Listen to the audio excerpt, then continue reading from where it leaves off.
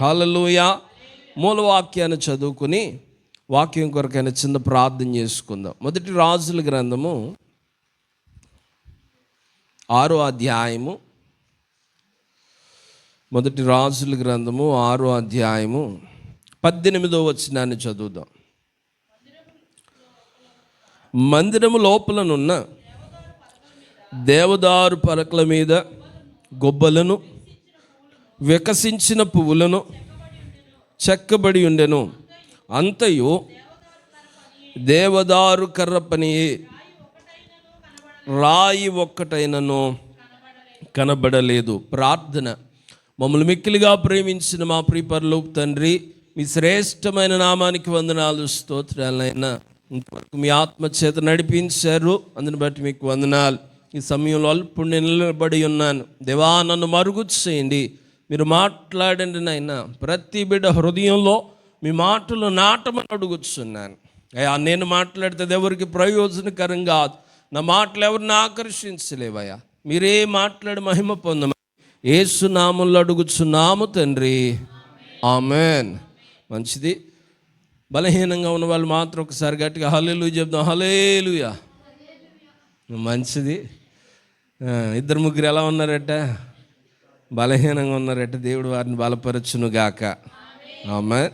ఇక్కడ చదవబడిన మాటల్ని మనం చూస్తే కనుక ఒక అంశాన్ని మీకు జ్ఞాపకం చేస్తాను. ఇది జ్ఞాపకం ఉంచుకోండి. మనలో నీలో ఏ రాయి ఉండకూడదు చెప్పండి. నాలో, మీకు మీరు అనుకోండి, నాలో ఏ రాయి ఉండకూడదు. ఏ రాయి ఉండకూడదండి ఏంటి?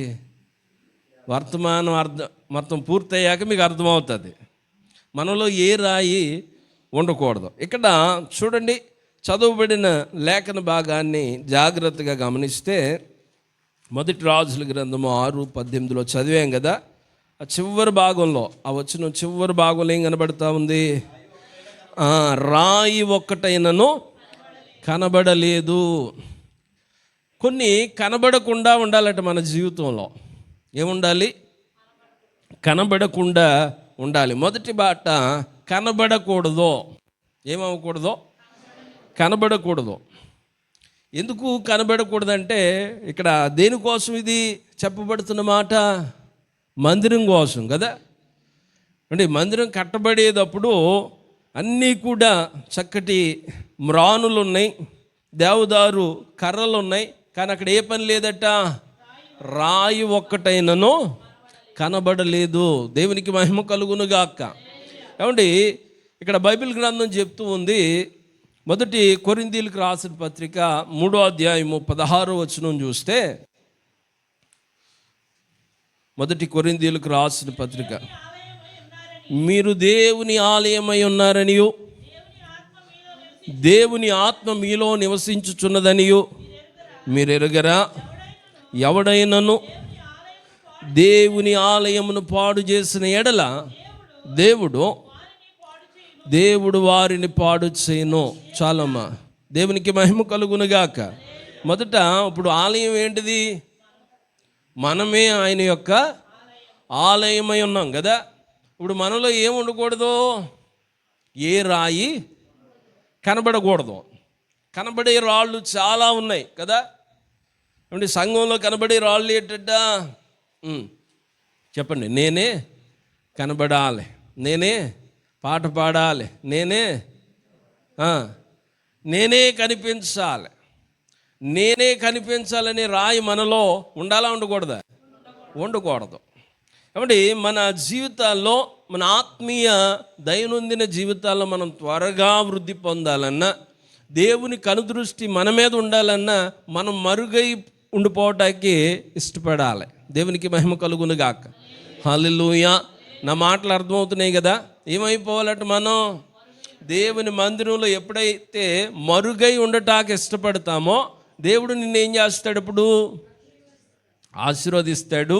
నీవు మరుగవటానికి ఇష్టపడ్డావు కదా, ఆయన నిన్ను బయలుపరుస్తాడు. హల్లెలూయా. ఆయన నిన్ను మహిమపరుస్తాడు. హల్లెలూయా. చూడండి, బైబిల్ గ్రంథంలో చాలా వ్యక్తుల్ని మనం చూస్తూ ఉంటాం కదా. మోషే ఏమంటే ఇశ్రాయేల్ని నడిపిస్తూ ఉన్నారు. ఎవరు? మోషే. మోషే చేతి కింద ఉన్నాడు. ఎవరట ఆయన? యెహోషువ గారు ఉన్నారు. ఆయన మోషే బ్రతుకున్నంత కాలం అండి మరుగై ఉన్నాడు. ఏమై ఉన్నాడు? మరుగై ఉన్నాడు. ఏమాత్రము కూడా ముందుకు వెళ్ళటానికి ఇష్టపడలేదు. చూడండి, తర్వాత మోషే చనిపోయిన తర్వాత దేవుడు మాట్లాడుతూ ఉన్నాడు. యెహోషువ గ్రంథము 1వ అధ్యాయము 5వ వచనంలో చూడండి. యెహోషువ గ్రంథము 1వ అధ్యాయము 5వ వచనం. నీవు బ్రతుకు దినములన్నిటను ఏ మనుష్యుడను నీ ఎదుట నిలవలేకయుండును, నేను మోషేకు తోడయుండినట్లు నీకును తోడయుందును. దేవునికి మహిమ కలుగునుగాక. హల్లెలూయా. ఏమండి, యెహోషువకి దేవుడిస్తున్న వాగ్దానం ఇది. ఏ వాగ్దానం అది? నీవు బ్రతుకు దినములన్నిటను ఏ మనుషుడు నీ ఎదుట నిలవలేడు అంటూ ఉన్నాడు. ఈ మాట అనడానికి కారణం ఏంటట? ఏమండి, మోషే బ్రతుకున్నంత కాలము కూడా యెహోషువ ఏమైపోయాడట? మరుగై ఉన్నాడు. దేవునికి మహిమ కలుగునుగాక. హల్లెలూయా. నీవు మరుగై ఉండటానికి ఇష్టపడితే దేవుడు నిన్ను ఏం చేస్తాడు? బయలుపరుస్తాడు. ఏమండి, ఒక మాట ఉంటుంది, దేవుని కార్యాలు ఆలస్యం కావచ్చేమో కానీ అలక్ష్యం కావట. హల్లెలూయా. ఏమంటే ఆలస్యం అవ్వచ్చు, కొన్ని సంవత్సరాలు పట్టవచ్చు, కానీ అలక్ష్యం కావు. ఆయన మరిచిపోయే దేవుడు కాదు. మరిచిపోవుటకు ఆయన మానవుడు కాదు. ఆయన సమస్తమును ఎరిగి ఉన్న దేవుడై ఉన్నాడు. హల్లెలూయా. ఇక్కడ చూడండి, అంటే యెహోషువతో దేవుడు మాట్లాడుతూ అంటున్న మాట, నీవు బ్రతుకు దినములన్నిటను ఏ మనుష్యుడో నీ ఎదుట నిలవలేకయుండెను, నేను మోషేకు తోడై ఉండినట్లు నీకును తోడై ఉండెదను. దేవునికి మహిమ కలుగునుగాక. ఆయన తోడు మనకు ఉండాలంటే మనం ఏం చేయాలట? మరుగై ఉండటానికి ఇష్టపడాలి. ఈ దినాల్లో ఎలా ఉన్నారు? నేనే కనబడాలి కదండి. ఎక్కడున్నా కూడా మొదట నన్ను పెట్టట్లేదు, ఏమండి, నా పేరు చెప్పట్లేదు, నన్ను పిలవట్లేదు, ఇంకా నాకు ఫోన్ చేయట్లేదు, నాతో సంప్రదించట్లేదు, నాతో మాట్లాడట్లేదని వెనక్కి వెళ్ళిపోయేవాళ్ళు లేకపోలేదు. గతంలో మాకు ఒక ఆయన ఉండేవాడు, ఏమండి, పేరు వేయకపోతే ఫోన్ చేసేవాడు, మాకు ఫోటో వేయకపోతే మీరమ్మ గారు ఫోన్ చేసేవాడు. నన్ను మర్చిపోయారు, నన్ను వాడుకోవట్లేదు, నన్ను పక్కన పెట్టేసేవాళ్ళు అనేవాడు. ఏమంటే మనుషుడు వాడుకోవటం కాదు, ఎవడు వాడుకోవాలి? దేవుడు వాడుకోవాలి. మనుషులు వాడుకున్నా, నేను వాడుకున్నా, ఎవరు వాడుకున్నా ఎలా వాడుకుంటారు? అవసరానికి మాత్రమే వాడుకుంటారు. కానీ దేవుడు వాడుకుంటే నీవు అక్కర లేకపోయినా ఆయన ఏదో పక్కన పెట్టి నిన్ను వాడుకుంటాడు. దేవునికి మహిమ కలుగునుగాక. హల్లెలూయా. ఏమంటే దేవుడు మనల్ని వాడుకోవాలి. మనుషులు వాడుకున్నారనుకోండి, ఏ మనుషుడైనా కానివ్వండి, వారి అవసరతలోనే మనల్ని వాడుకుంటారు తప్ప తర్వాత మనల్ని ఏం చేస్తారు? పక్కన పెట్టేస్తారు. కానీ మనల్ని ఎవరు వాడుకోవాలి? దేవుడు మనల్ని వాడుకోవాలి. ఏమంటే దేవుడు మనల్ని బయలుపరచాలి. మనం ఎంతగా ప్రయత్నించినా, ప్రయాసపడిన దేవుని చిత్తం లేనిదే మనము ముందుకు వెళ్ళలేం, విస్తరించలేం, వృద్ధి పొందలేం.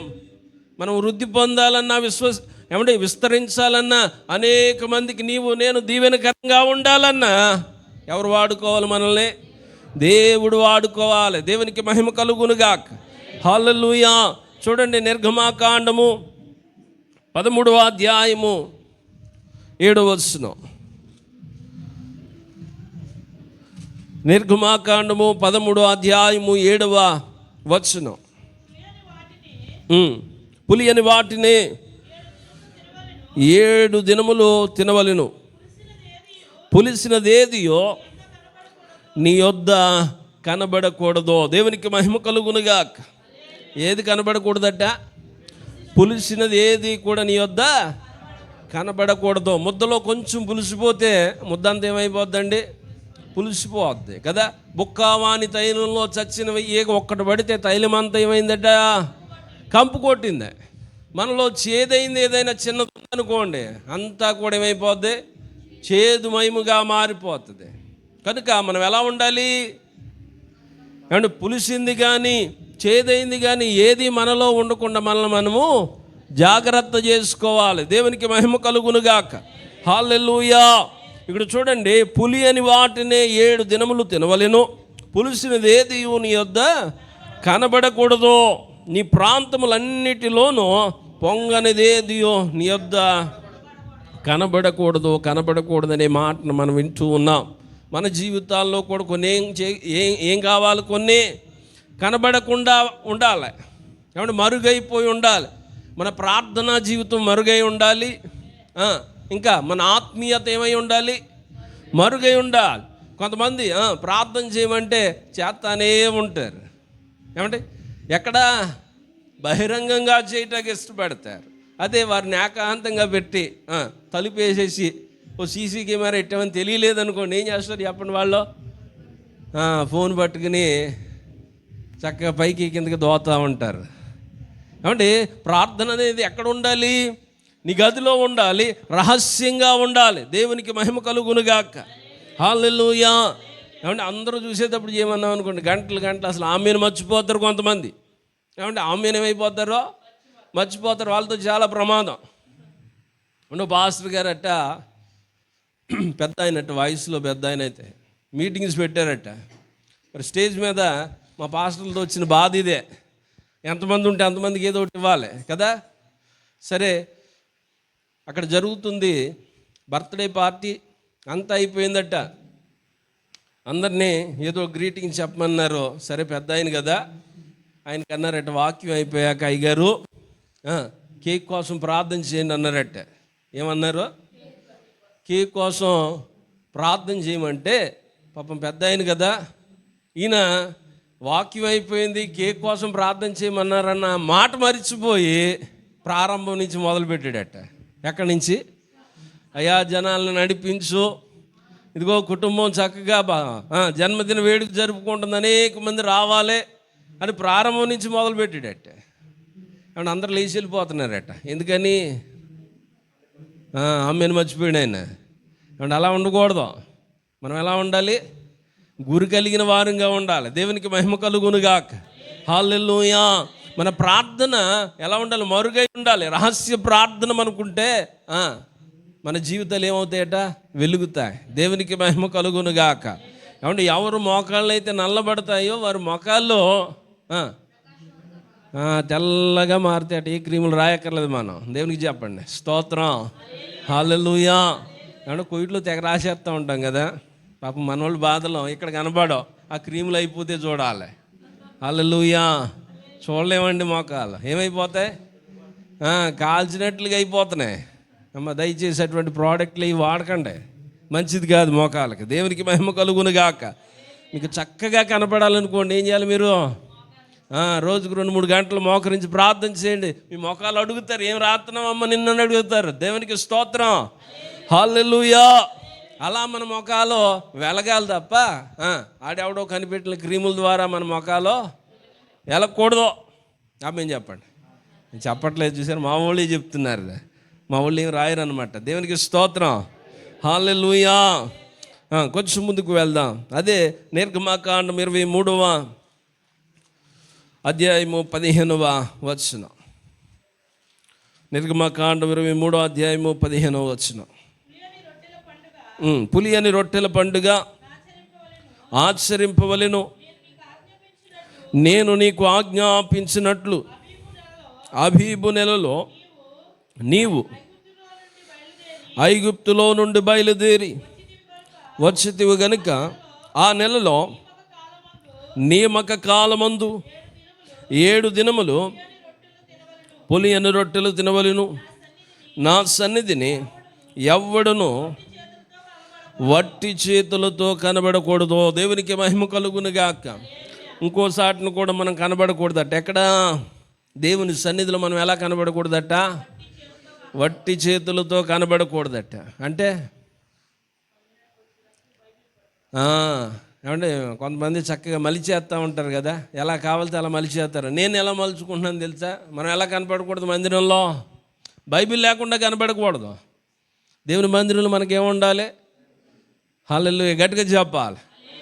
ఏమంటే కొంతమంది ఓ పాస్టర్ గారు అన్నాడట, మీ బైబిల్ అంతా చూపించండి అన్నాడట. ఒక ఆయన ఫోన్ చూపిస్తున్నాడట. ఏమండి దేనికి? ఆయన బైబిల్ ఆయనకి ఫోన్ అయిపోయింది. ఇంకా ఆయన దగ్గర ఏమీ లేదు కాబట్టి ఏం చూపిస్తున్నాడట? ఫోను. మీ బైబిల్ అట్ట మీద మొదట ఏమని ఉంది? పరిశుద్ధ గ్రంథం అని ఉంది. బైబిల్ని చెప్పగలరా పరిశుద్ధ? ఫోన్ అని అందులోనే అన్నీ ఉన్నాయి కదా. యూట్యూబ్లోకి వెళ్తే చూసే మంచి ఉంది, కొద్దిసేపు వాక్యం చూద్దాం, కొంచెం తిక్కరేగింది అనుకో, చెప్పండి మొగల రేకులు, ఇంకా ఆరిపోని దీపాలు, ఇంకా ఇలా ఏది మడితే చూస్తాం. కనుక మన ఫోను ఏం కాదు, పరిశుద్ధం కాదు. దేవునికి మహిమ కలుగునుగాక. ఏది పరిశుద్ధం? దేవుని సన్నిధిలో మనం ఎలా కనబడకూడదు? వట్టి చేతులతో కనబడకూడదు. నీ చేతులు ఏముండాలి? పరిశుద్ధ గ్రంథం ఉండాలి. దేవునికి మహిమ కలుగునుగాక. హల్లెలూయా. ఏమండి వట్టి చేతులతో మనం ఏం చేయకూడదట? ఆయన మందిరంలో కనబడకూడదండి. నిత్యము ఆయన పరిశుద్ధ గ్రంథం నీ చేతిలో ఉండాలి. అందుకే కీర్తనాకారుడు అంటాడు కదా, ఒకసారి 140 చెప్పాలి, ఎవరు గుర్తులేదా రెఫరెన్సు? 149వ అధ్యాయము, వారి భక్తులకు 9వ వచనం. వారి చేతిలో 2 అంచుల గల ఖడ్గం ఉన్నది, ఆయన భక్తులందరికీ ఘనత ఇదే. దేవునికి మహిమ కలుగునుగాక. మనకి ఘనత ఏది? పరిశుద్ధ గ్రంథమే మనకి ఘనతనిచ్చేది. దేవునికి మహిమ కలుగునుగాక. హల్లెలూయా. దేవునికి స్తోత్రం. అంటే మనం ఏమనకూడదంటే కొన్ని విషయాల్లో కనబడకూడదు. ఏ విషయంలో కనబడాలి? సన్నిధిలో పరిశుద్ధ గ్రంథం ఎప్పుడూ కూడా నీ చేతిలో ఉండాలి. దేవునికి మహిమ కలుగునుగాక. హల్లెలూయా. ఏమండి సన్నిధి కొంతమంది బైబిల్ తేవడానికి సిగ్గు. మేము చక్కగా డ్యూటీకి కూడా బ్యాగ్లో పట్టుకుని వెళ్ళిపోతాం. అక్కడ 10 నిమిషాలు అరగంట ఖాళీ ఉందనుకోండి, శుభ్రంగా ఏం చేయొచ్చు? 2-3 అధ్యాయాలు చదువుకోవచ్చు. దేవునికి స్తోత్రం. హల్లెలూయా. చూద్దాం. ఏమంటే మరుగై ఉంటే దేవుడు ఎంత గొప్ప కార్యాలు చేస్తాడో మరొక మాటను చూపించి 2వ మాటలోకి వెళ్తాను. మొదటి సమూయేలు గ్రంథము 17వ అధ్యాయము. మొదటి సమూయేలు 17వ అధ్యాయము 16వ వచనం.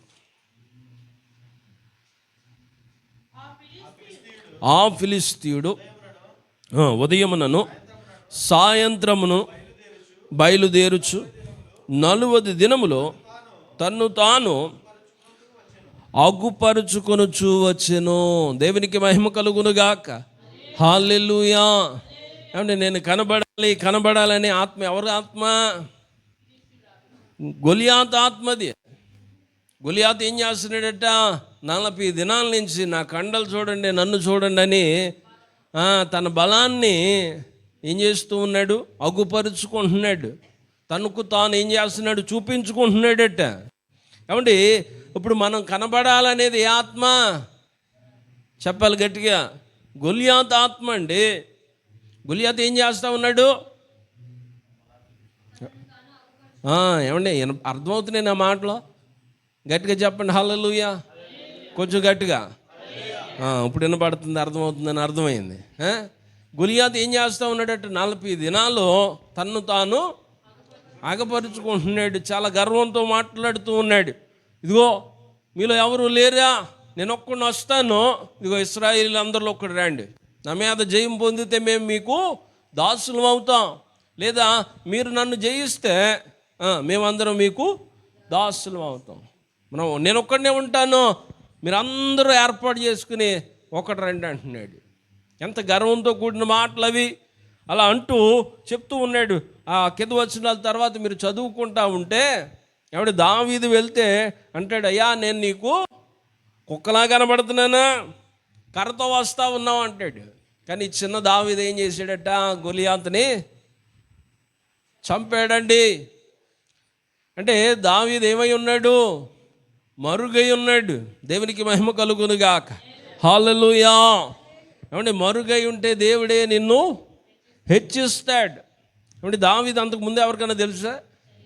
ఎప్పుడైతే గొలియాతును చంపాడో ఎవరికాళ్ళు ఎలా చూస్తున్నారు? దావీదుని ఆశ్చర్యంగా చూస్తూ ఉన్నారండి.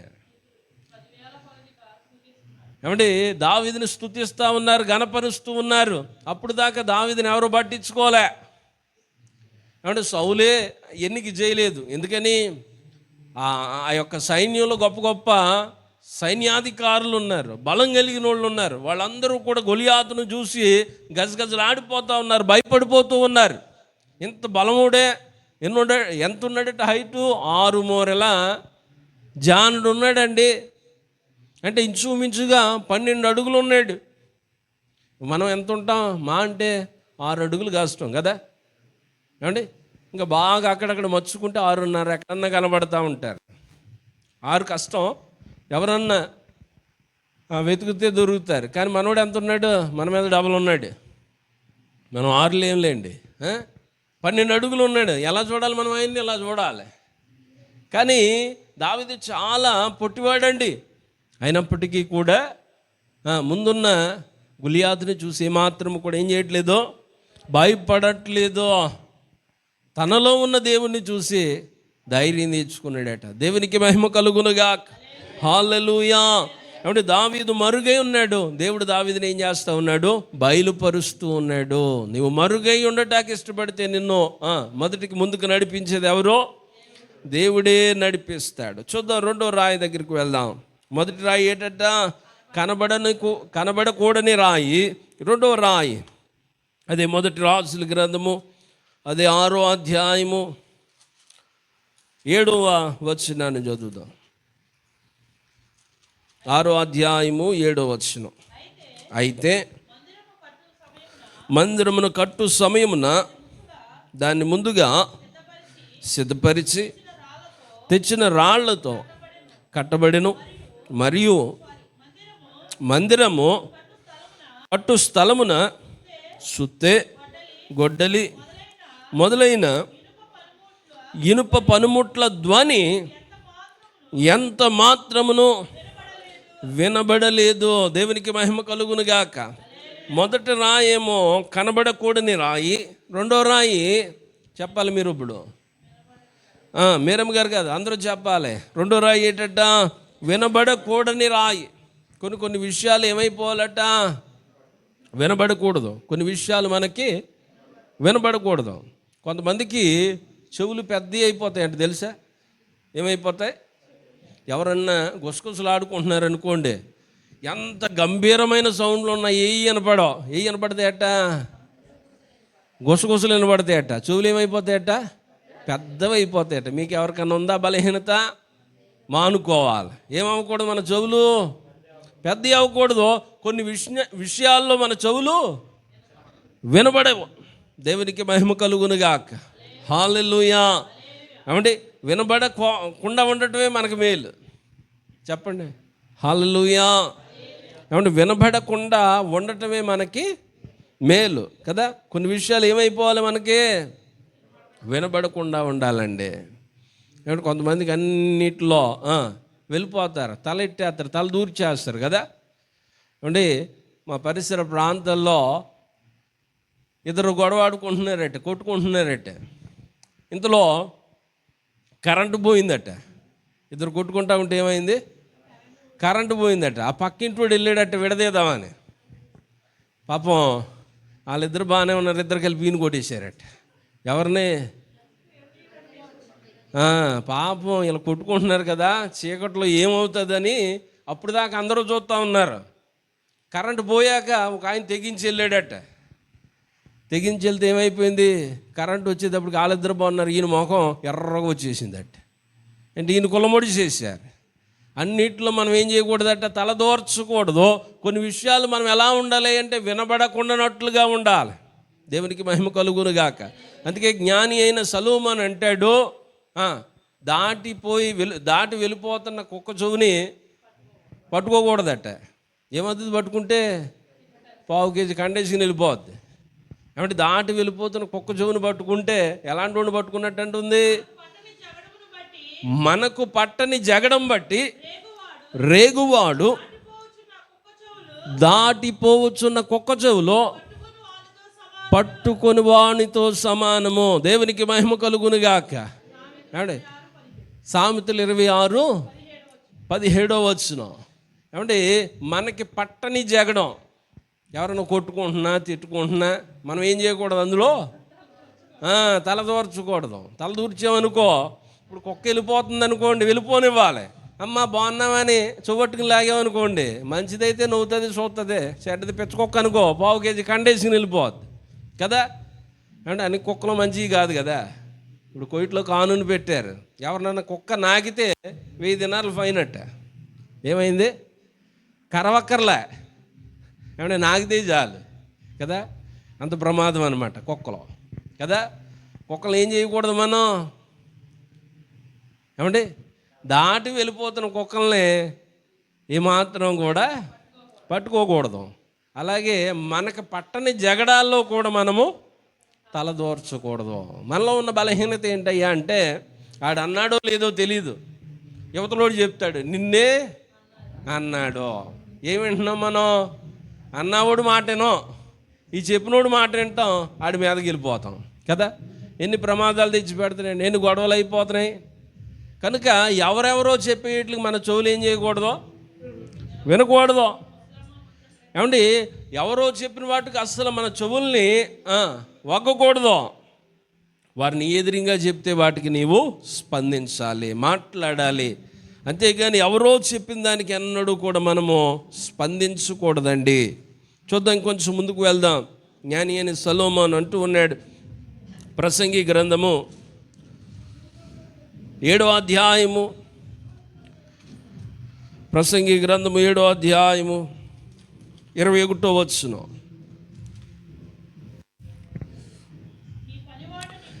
నీ పనివాడు నిన్ను శపించుట నీకు వినబడకుండానట్లు చెప్పుడు మాటలు లక్ష్య పెట్టకము. దేవునికి మహిమ కలుగునుగాక.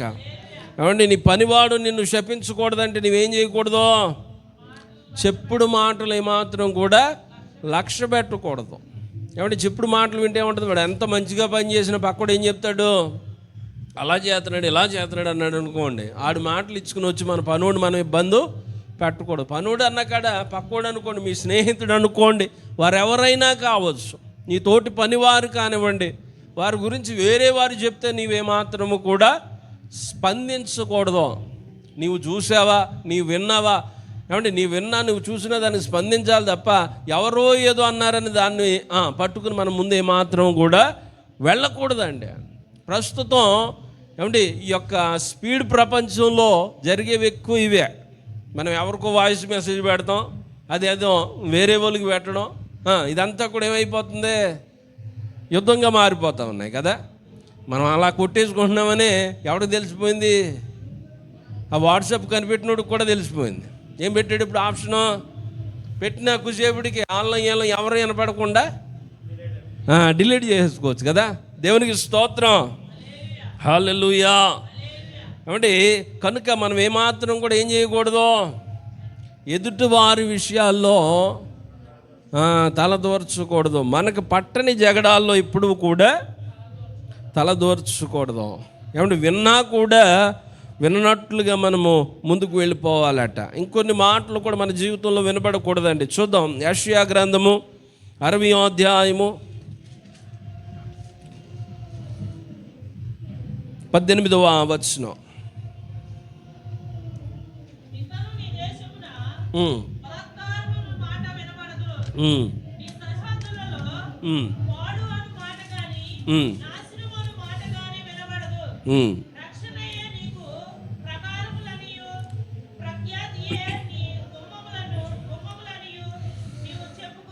దేవునికి స్తోత్రం.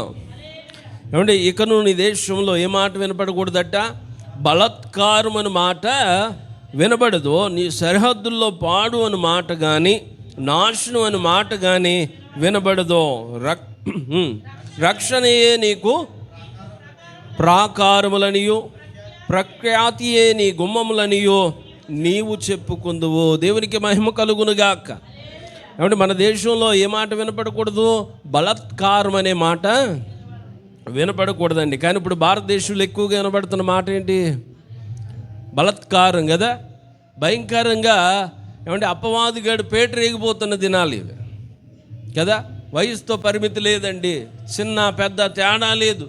ఏమంటే మానవుడు మృగంగా మారిపోయి ఏమంటే వీధుల్లో సంచారం చేస్తున్న దినాలు ఇవి కదండి. ఎంత చిదిమేస్తూ ఉన్నారు చిన్న చిన్న పిల్లలు. ఏమంటే 5 సంవత్సరాలు 4 సంవత్సరాలు ఏం చేస్తున్నారంటే కామంతో కళ్ళు మూసుకుపోయి వారిని పాడు చేసేస్తున్న దినాలు, బలాత్కారపరుస్తూ ఉన్నారు. కానీ ఇక్కడ వాక్యం చెప్తుంది మన దేశంలో ఏ మాట వినపడకూడదు? బలాత్కారము. ఏమంటే బలవంతంగా ఏమంటే పొలాలు ఆక్రమించుకునేవారు కొంతమంది, ఇంకా చాలా రీతుల్లో మనుషుల్ని ఏం చేస్తున్నారు? బలాత్కారంగా పట్టుకుంటున్నారండి. అంటే బలవంతంగా లాక్కుంటున్న దినాలు ఇవి. ఆ మాట మన దేశంలో వినబడకూడదు. ఇంకో మాట, నీ సరిహద్దుల్లో పాడు అన్న మాట కానీ నాశనం అన్న మాట కానీ వినబడకూడదు. కానీ మన ప్రార్థనలు ఎక్కువ వినబడే మాట ఏంటో తెలుసా? పాడు అనే మాట కదా. ప్రార్థనలు వినపడుతుందా? పాడు అనే మాట వినపడుతుందా లేదా? మా తాతయ్యని కాపాడండి ప్రభువా, పాడు కాపాడు కాపాడు కాపాడు. ఏమంటే పాడే ఎక్కువ ఉంటుంది కదా. ఏముంటుంది? అందరి గురించి హాస్తం. ఏమంటే ఎక్కువ వారిని కాపాడండి, వీరిని కాపాడండి, అయ్యా వారిని రక్షించండి అని ఎప్పుడు చేయం. ఏం చేయాలి? దేవుడు వారందరినీ పాడు పాడు పాడు, మా అక్కని, మా పిల్లల్ని, మా తమ్ముడిని, మా చెల్లి, మా తండ్రి, మా అమ్మ, ఇలా అందరినీ దేవుడు ఏం చేయాలి? కాపాడాలి. ఆ కాపాడు అనే మాటలో కూడా ఏం కనబడతా ఉంది? పాడు ఉంది. కనుక ఎక్కువ ఆ మాటను మనం ఏం చేయకూడదు? వాడకూడదు. రక్షించండి అయ్యా అనాలి. అంటే ఎప్పుడూ కూడా మన యొక్క స్వనీతి, మన ఇష్టాన్ని నెరవేర్చుకోవటం కాదు, దేవుని చిత్తాన్ని ఎరిగిన వారంగా మనం ఉండాలి. దేవునికి మహిమ కలుగునుగాక. హల్లెలూయా. ఏమంటే మనం ఎప్పుడూ కూడా ఆయన చిత్తానికి అప్పగించే వారంగా ఉండాలి. అంటే మన సరిహద్దులు ఏముంటుంది? అప్పుడు పాడు అనే మాట వినపడకుండా దేవుడు సహాయం చేస్తాడండి. నాశనం అనే మాట వినపడదట. రక్షణయే నీకు ప్రాకారములనియు, ఖ్యాతియే నీ గుమ్మములనియు నీవు చెప్పుకుందువో. రక్షణ అనే మాట వినబడాలి. అంటే మనిషిని కాపాడటం కంటే కూడా ఏది ప్రయోజనకరం? ఆ వ్యక్తి రక్షణ పొందటం ప్రయోజనకరం అండి. దేవునికి మహిమ కలుగునుగాక. నేను అంటాను, కుంటివారమైనా పర్వాలేదు, మగవారమైనా పర్వాలేదు, కాళ్ళు చేతులు లేకపోయినా పర్లేదు, రక్షణ ఉంటే ఆయన దగ్గరికి వెళ్ళిపోవచ్చు. దేవునికి మహిమ కలుగునుగాక. హల్లెలూయా. దేవుడు అడగడు, నీవు నల్లగా ఉన్నావా, తెల్లగా ఉన్నావా, నీ కాలు ఉందా, ఏలుందా, నీకు అంగ వైకల్యమా, నీ శరీరంలో ఏది కోల్పోయావని దేవుడు అడగడు. కానీ నీకు రక్షణ ఉందా లేదా, ఈ లోకంలో ప్రభు కొరకు నీవు బ్రతికేవా లేదా అన్నదే ప్రభు చూస్తాడు. దేవునికి మహిమ కలుగునుగాక. హల్లెలూయా. ఈ దినాల్లో అందరికి అన్నీ ఉంటున్నాయి కానీ ఏముండట్లేదు? రక్షణ ఉండట్లేదండి. రక్షణ ఏం చేస్తూ ఉన్నారు? నిర్లక్ష్యం చేసుకుంటూ ఉన్నారు. అంటే రేపు ఏం జరుగుతుందో మనకి తెలియదండి. మన గృహాల్లో మోగాలి, రక్షణ సునాదం మోగాలి, రక్షణ గురించిన వార్త మన గృహాల్లో వినపడాలి. దేవునికి మహిమ కలుగునుగాక. హల్లెలూయా. అంటే నీతిమంతుల గృహాల్లో ఏ మాట వినపడుతుంది? రక్షణ గూర్చిన స్వార్థ వినబడుతుంది. మన గృహాల్లో ఏం వినపడుతుంది? ఏమంటే సినిమా పాటలు వినపడతాయి కదా కొంతమంది గృహాల్లో. 8 గంటలైతే సీరియల్ పాటలు వినబడతా ఉంటాయి. కొన్ని గృహాల్లో బూతులు వినబడతాయండి. మందిరానికి వెళ్ళేవారు గృహాల్లో కూడా వినపడుతున్నాయి. ఈ మధ్యలో చెప్పండి, బూతులు వినపడుతున్నాయి. వినపడవచ్చు అంటారు అవి? ఏమండి ఆ మాటలు ఎన్నడూ కూడా వినపడకూడదు. ఏమంటే ఆత్మీయులకు తగని మాటలు అవి. ఏమంటే కొంతమంది చక్కగా మందిరానికి వెళ్తారు, ప్రార్థన చేస్తారు, పాటలు పాడతారు, మళ్ళీ వచ్చాక మళ్ళీ మామూలే. ఏమండి అక్కడ వెలుగుతారు, ఇంటికి వచ్చాక ఆరిపోతారు. ఏమంటే అలా ఉండకూడదు. మనం మండామంటే మన చుట్టూతో ఉన్న వారిని మండించాలి. దేవునికి మహిమ కలుగునుగాక. హల్లెలూయా. ఎప్పుడైతే మనం కొంతమందిని మండించడానికి ఇష్టపడతామో దేవుడు కూడా నిన్ను మండిస్తాడు, వాడుకుంటాడండి. దేవుడు కూడా నిన్ను ఆశీర్వదిస్తాడు. ఆ తృష్ణ మనకు ఉండాలి. అయ్యో, నేను కొన్ని ఆత్మలు ప్రభువు దగ్గరికి నడిపించాలన్న ఆశ, తృష్ణ మనలో ఉండాలి. ఏమండి, ఓ భక్తుడు అంటాడు, ఆసక్తి లేనోడట దేవుడు కూడా ఆశీర్వదించడట. అర్థమైందా? ఆసక్తి లేనోడిని దేవుడు కూడా ఆశీర్వదించడట. ఎందుకని? పొందుకోవాలన్న ఆసక్తి లేదు. ఏమండి, ఏదో పాటు పడాలి, నేను ఏదో కోయిట్కి వచ్చాను వెళ్ళిపోయినంటే కాదు. అందరం కూడా ఒక గురితో వచ్చాం కదా. కొంతమంది పిల్లలను చదివించుకోవాలని, కొంతమంది గృహాలు కట్టుకోవాలని, కొంతమంది నా ఆర్థిక పరిస్థితులు బాగోలేదు, కొంచెం మెరుగుపరుచుకోవాలని ఏదో ఒక గురి కలిగి వచ్చాం. ఏది లేకుండా సరదాగా ఎవరో రాలేదు కదా ఇంత దూరం. ఏదో ఒక అవసరత నిమిత్తమో, ఏదో ఒక వాంఛో కోరికతోనో ఈ కోడి దేశకొచ్చాం. అలాగే ప్రభు పరిచర్య నిమిత్తం, ఆయన కార్యాల నిమిత్తం కూడా మనకేముండాలి? ఆసక్తి ఉండాలండి. ఖచ్చితంగా ఆసక్తి ఉంటే దేవుడు నిన్ను ముందుకి నడిపిస్తాడు, తద్వారా నిన్ను ఆశీర్వదిస్తాడు. దేవునికి మహిమ కలుగునుగాక. హల్లెలూయా. అదే యెషయా గ్రంథము 62వ అధ్యాయము 10వ వచనం. రండి రండి, జనములకు త్రోవ సిద్ధపరచుడి, రాజమార్గమును చక్కపరచుడి, రాళ్లను వేరి పారవేయుడి, జనములు చూచునట్లు ధ్వజమెత్తుడి. ఏమంటే మాట కనబడుతుంది ఏంటంటే, రాళ్లను ఏరి ఏం చేయాలి? పారవేయాలి. రాళ్ళని ఏం చేయాలి? మనం ఇప్పుడు మొదటి రాయిని పాడేసాం. మీరమ్మ గారు మీరు చెప్తే కాదు, చెప్పాలి.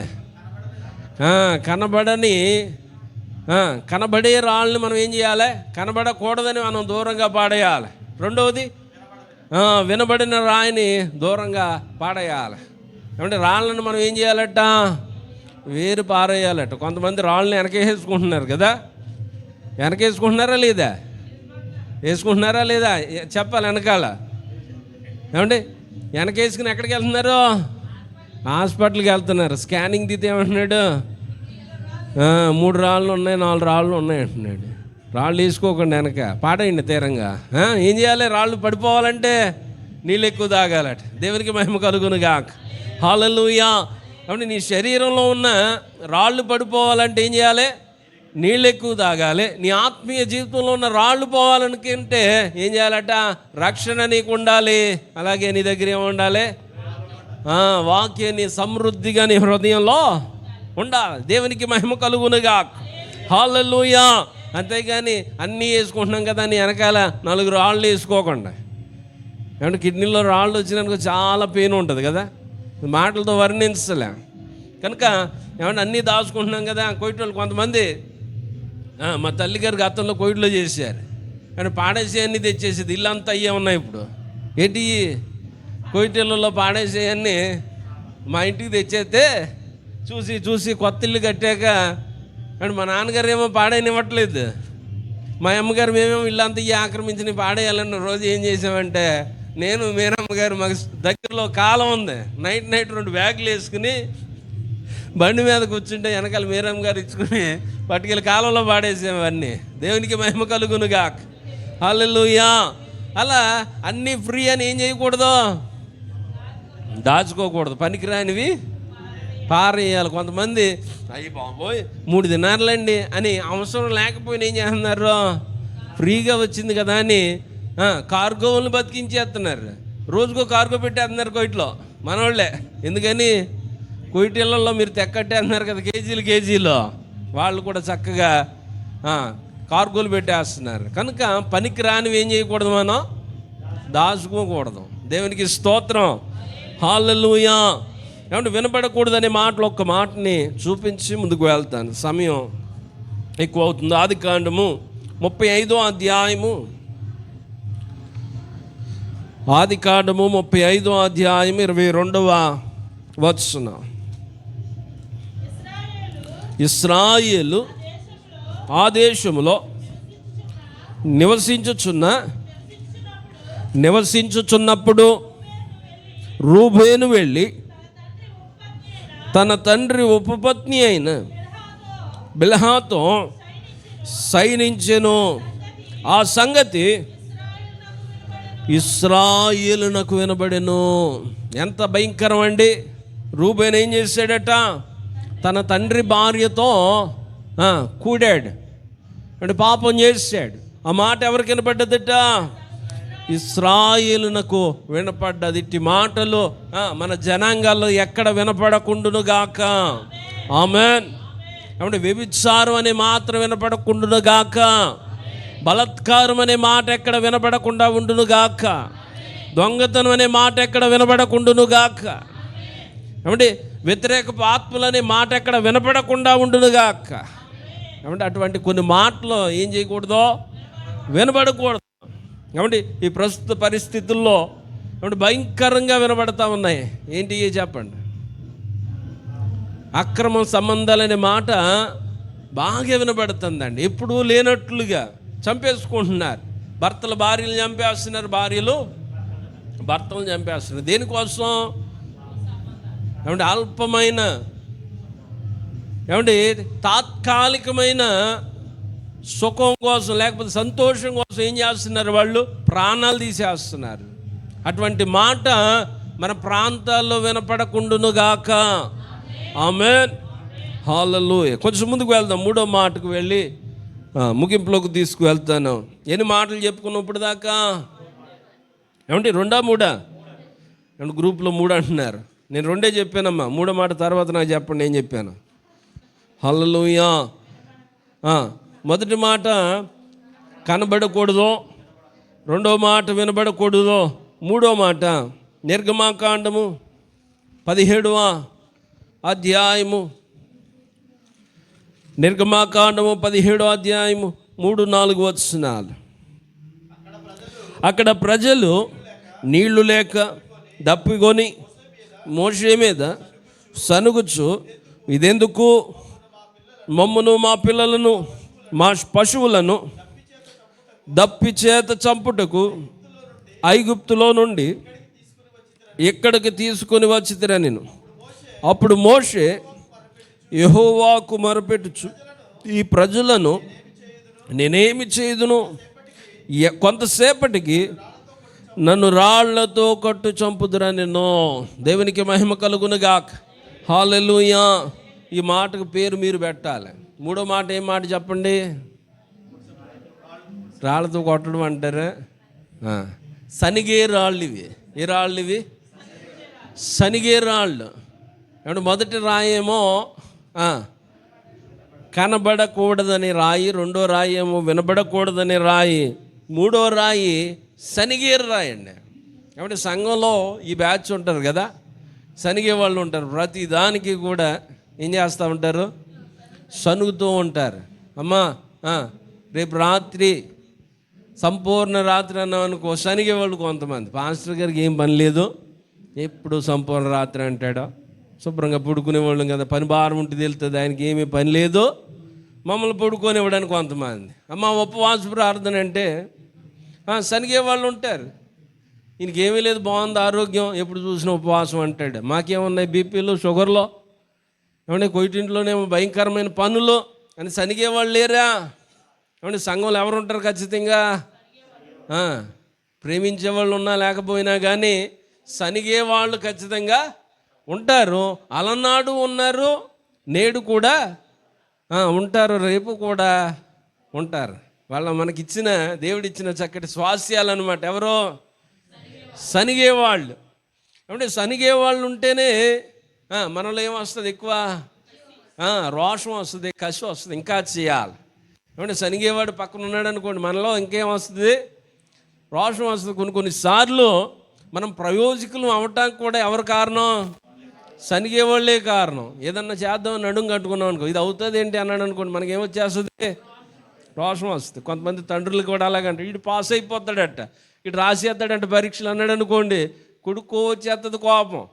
అంటే చదవనోడు కూడా ఏం చేస్తాడు? చదవటానికి ఇష్టపడతాడు. అలా ఉంటే మనకు మంచిది. ఆమె చెప్పండి. హల్లెలూయా. అంటే చాలామంది చాలాసార్లు సనుగుతూ ఉంటారు. అంటే ప్రారంభంలో మమ్మల్ని బట్టి కూడా చాలామంది సనిగారు. ఇలా జరిగే పని ఏమి లేదు, మందిరం అంటాను సనిగారు. కానీ దేవుడు దాన్ని ఏం చేస్తాడు? నానాటికి ఆశీర్వదిస్తాడు. మనుషులు సనుగుతూ ఉంటారండి.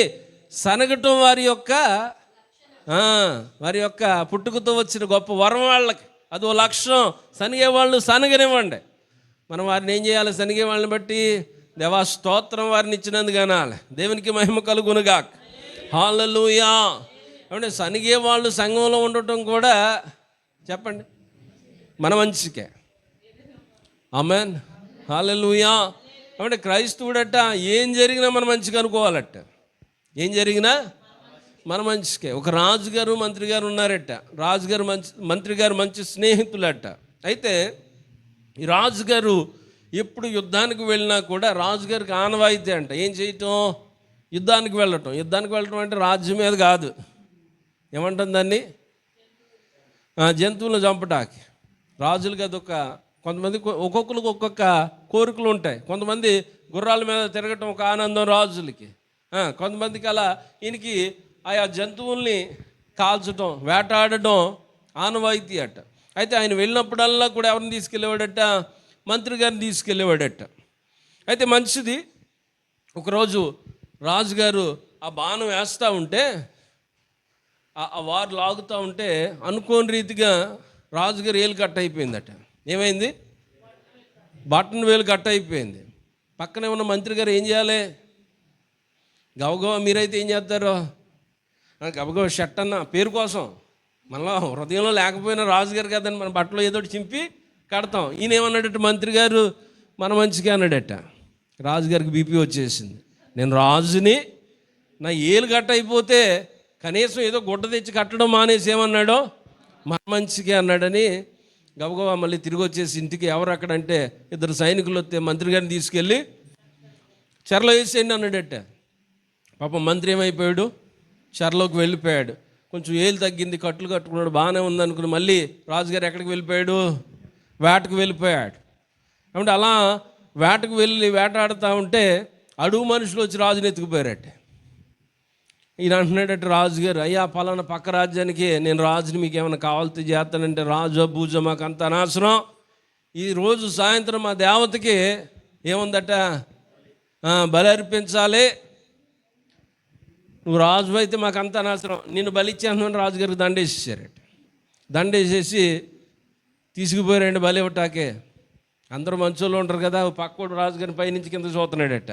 ఇలా చూతా పక్కోడు కత్తిచ్చుకొచ్చేసాడు. దండేసేసారు. వేసేయండి అంటున్నాడట. ఒరే ఆగండ్రా అన్నాడట. వీడు ఏంటని చూస్తే రాజుగారికి ఏమి లేదు. ఏం లేదురా, రాజుగారి జబ్బోడు రానాడట. రాజుగారిని పక్కన పెట్టేశారు. దేం చేయకుండా, చంపకుండా. బతుకు జీవుడానికి కొరం టిక్కి వస్తూ ఉంటే రాజుగారికి ఒక మాట గుర్తొచ్చింది. ఏం గుర్తొచ్చిందట? అయ్యి బాబోయ్, మంత్రి గారు ఎంత మంచోడు. అప్పుడు చెప్పాడు ఆ మాట ఏమని? అంతా మన మంచిగా అన్నాడు.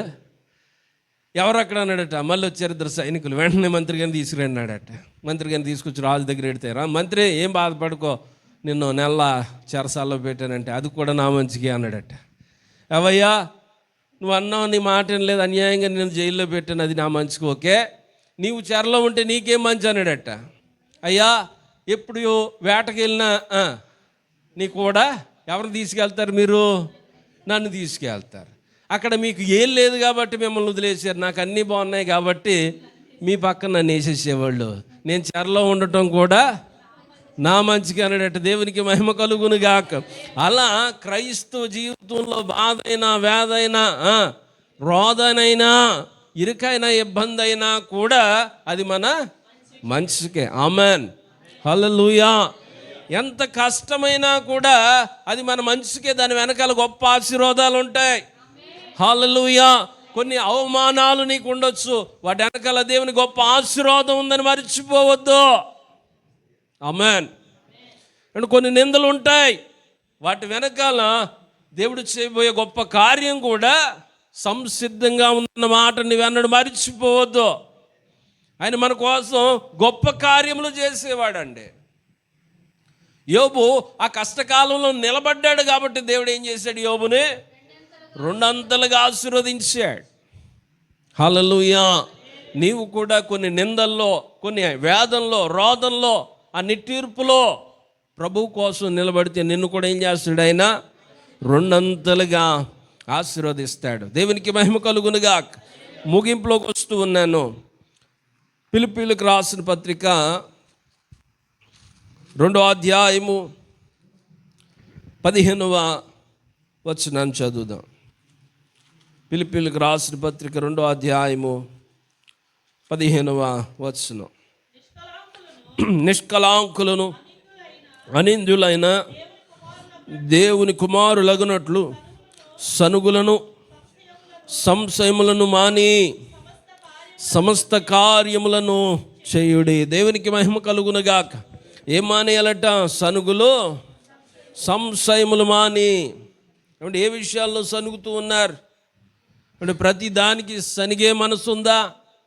ఏమంటే కొంతమంది యజమానుల మీద సనిగేస్తూ ఉంటారు. ఏ భాషలో? ఏమంటే ఏ భాషలో సనుగుతారు?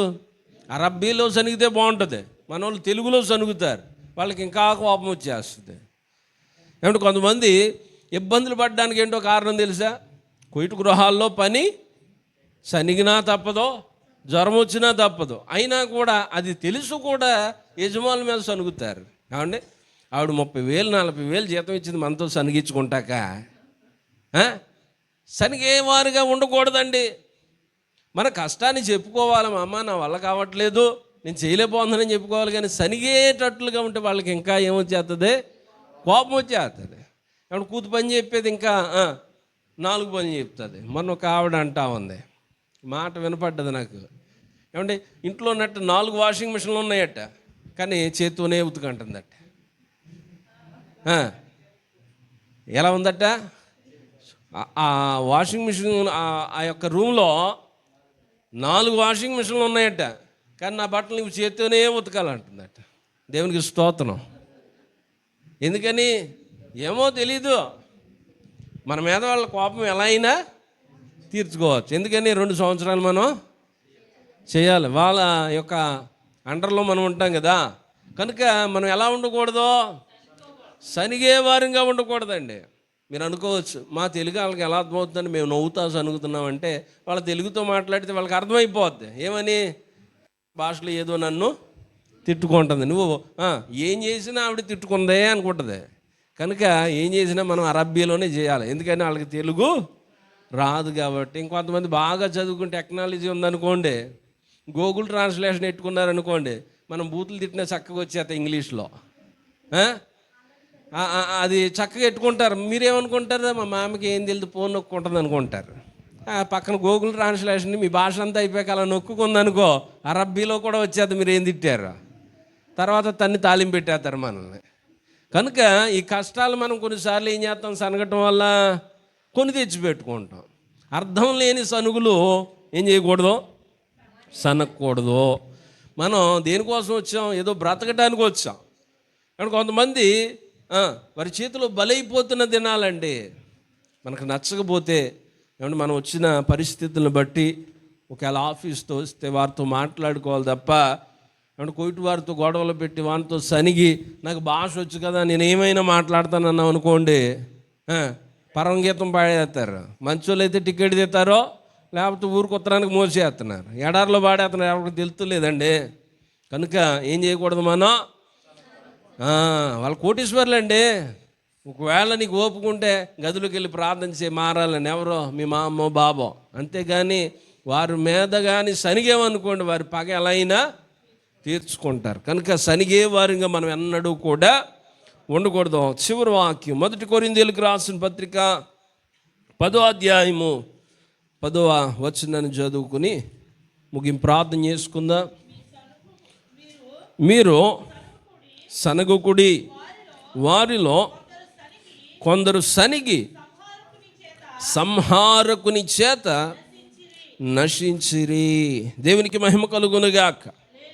అంటే మీరు సనగకుడి, వారిలో కొందరు సనిగి సంహారకుని చేత నశించిరి. వారులు అంటే ఎవరిలో? మన పితరులైన ఇశ్రాయేలీలో. ఏమండి, మనుషుల మీద సనిగితే ఒకటి, కానీ వీళ్ళు ఏం చేశారట? మన పితరులో మహా తెలివితేటలు దేవుని మీద సనిగేశారట. ఎవరి మీద?